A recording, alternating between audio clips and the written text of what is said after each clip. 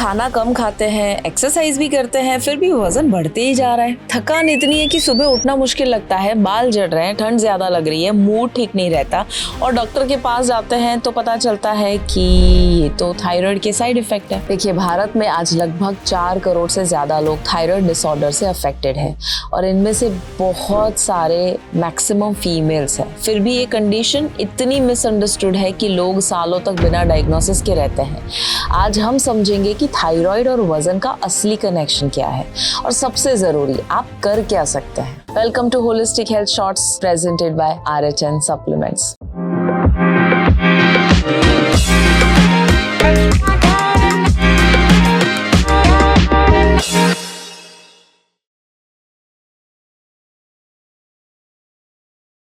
पहले बेसिक समझते हैं। थायराइड एक छोटी सी बटरफ्लाई के शेप की ग्लैंड है आपकी गर्दन में। इसका काम है थायराइड हार्मोन्स बनाना, T3 और T4।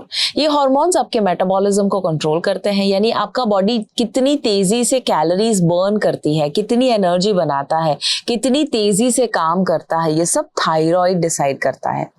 जब थायराइड कम हार्मोन्स बनाते हैं, इसे हाइपोथायराइडिज्म कहते हैं। मेटाबॉलिज्म स्लो होता है, बॉडी का कैलोरीज बर्निंग एबिलिटी कम हो जाता है, फैट स्टोर होना शुरू हो जाता है, वजन बढ़ता है बिना किसी ऑब्वियस रीजन के।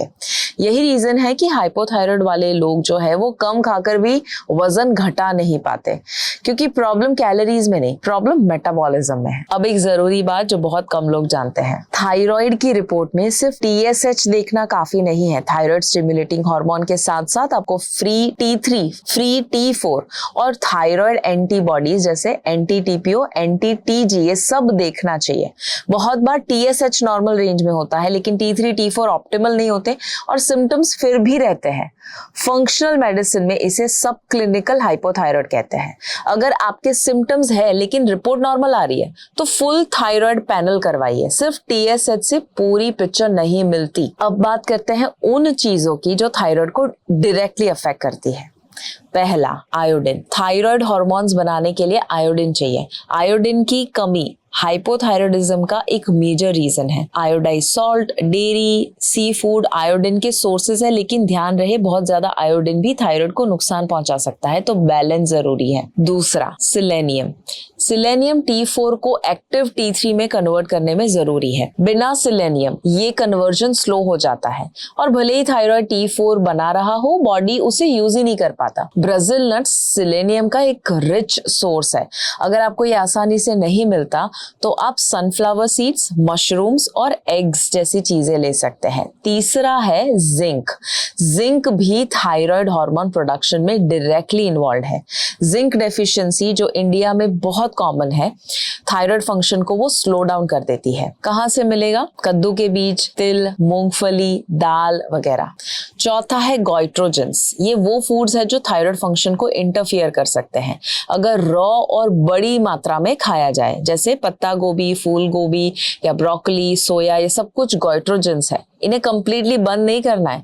पकाने से गोइट्रोजेनिक इफेक्ट सिग्निफिकेंटली कम हो जाते हैं, लेकिन इसे सिर्फ रॉ फॉर्म में और बड़ी मात्रा में ही अवॉइड करना है।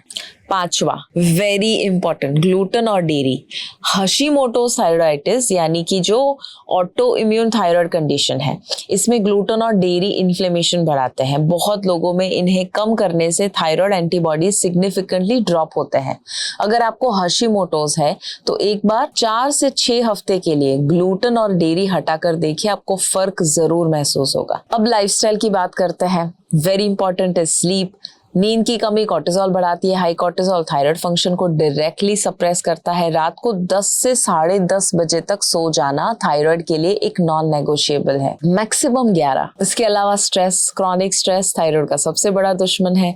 कोर्टिसोल T4 को T3 में कन्वर्ट होने से रोकेगा और ऑटो इम्यून थायराइड कंडीशन में स्ट्रेस फ्लेयर अप का सबसे बड़ा ट्रिगर होता है। सो स्ट्रेस मैनेजमेंट करने के लिए मेडिटेशन, नेचर में वॉक करना, ब्रीदिंग, ये सब आप फॉलो कर सकते हैं।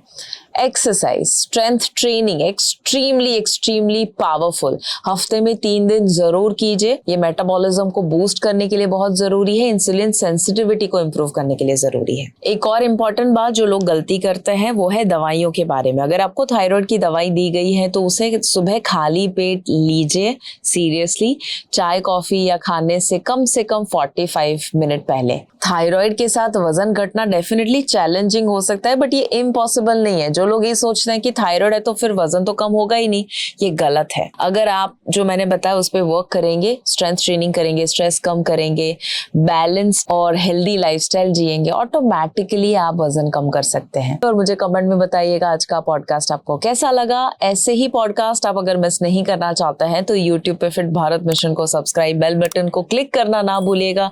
इसे आप स्पॉटिफाई, एप्पल पॉडकास्ट के ऊपर भी जरूर सुन सकते हैं। हर एक कमेंट मैं, मेरी टीम पढ़ के और ज्यादा मोटिवेट होते हैं, तो डू शेयर। अगली बार holistic health shorts with Shivangi Desai presented by RHN supplements में मिले। तब तक याद रखिए, अगर हेल्थ है तो सब है।